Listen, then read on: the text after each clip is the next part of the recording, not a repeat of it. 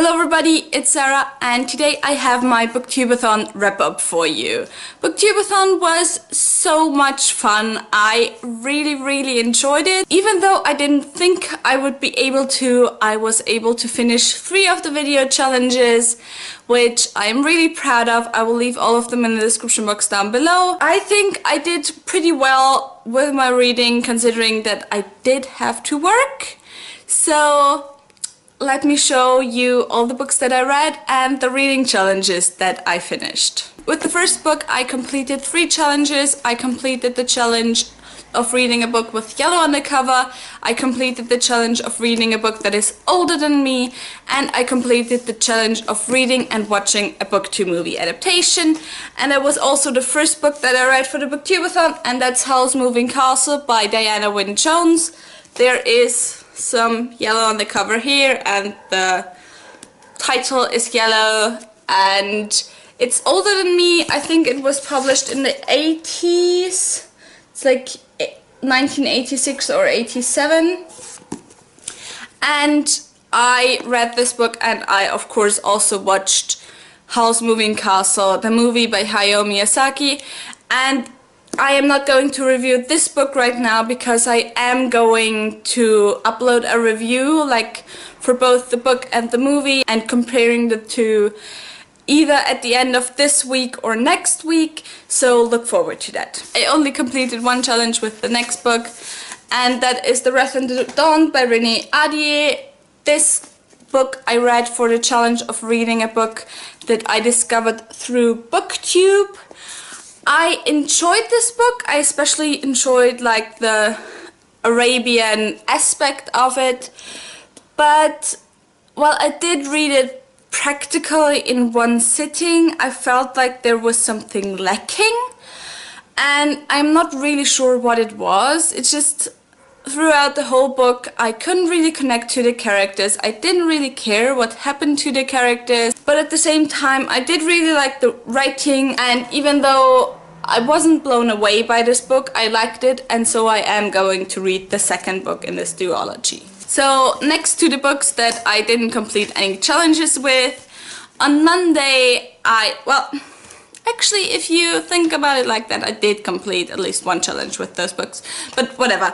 On Monday I was in cinema with a friend and we watched Emerald Green, which came out at the beginning of the month, and so I really felt like rereading the Red Trilogy by Kirsten Gier, and so I did, and that kind of messed up my TBR, and I guess I could count all of those books as Booktube-movie adaptations, especially the last one. They are not perfect. They maybe aren't even really good books, and I know that a lot of people complain that the love between the 2 main characters is really quick, but at the same time I really like those books. They're fun and fluffy and light, and not every book has to be perfect, and so I really enjoy rereading them every once in a while. Next to the challenges that I kind of cheatingly finished, one of them is to read a book after dark, and the second one is to read a book by a favorite author.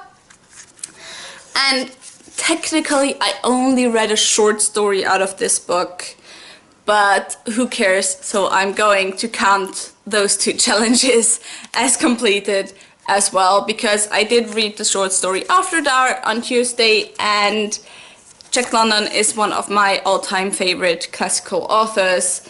I just love all his works, and yeah, I sadly didn't get around to reading the other short stories, but I really liked that one, which it felt a lot like White Fang and Call of the Wild. Lastly, I did not quite get around to finishing Brandon Sanderson's Alcatraz versus the Evil Librarians, which I wanted to read for a book by my favorite author. I did finish it today though, so I am going to review it very quickly. I really enjoyed this book. I did not give it 5 stars on Goodreads because it's a children's book, a middle grade book, and I feel like I can't really enjoy children's books as much as I used to anymore.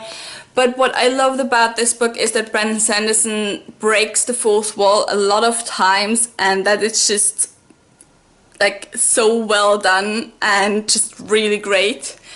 And so you should really all go read this book, because I laughed so much while reading this book. I was like on the first page and in public transport, and I started chuckling to myself because it was so funny. And I almost never laugh or chuckle when reading. I cry a lot and very easily, and I also grin a lot or smile a lot, but I almost never laugh out loud. And this book managed that, so you should all go and read it. But anyways, that was it for my Booktube-a-Thon wrap up. I really enjoyed this Booktube-a-Thon. I hope I can join again next year.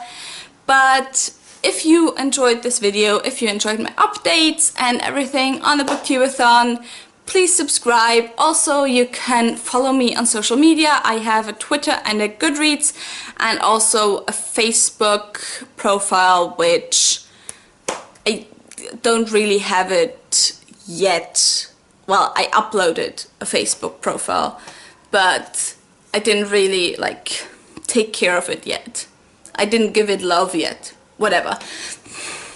Anyways, I hope I'll see you guys soon, and kiss kiss.